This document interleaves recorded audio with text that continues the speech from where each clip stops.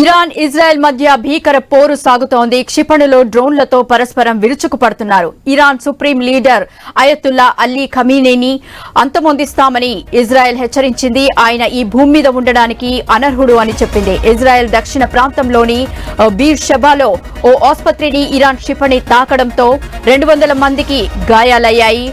Tel Aviv లోని నివాస భవనాలపైన Iran క్షిపణులు దాడి చేశాయి. దీనిపై ఇజ్రాయెల్ ఆగ్రహం వ్యక్తం చేసింది. ఖమేనీని లక్ష్యంగా చేసుకుంటామని ఆ దేశ రక్షణ మంత్రి కట్జ్ హెచ్చరించారు.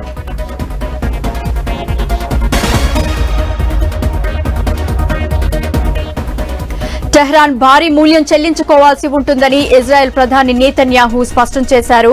చర్చల ద్వారా పరిష్కారం కనుగొనడానికి ఇరాన్ కు అమెరికా అధ్యక్షుడు ట్రంప్ 2 వారాల గడువు ఇచ్చినట్లు శ్వేత సౌధం తెలిపింది. ఆ తర్వాత దాడులపై ట్రంప్ నిర్ణయం తీసుకుంటారని చెప్పారు.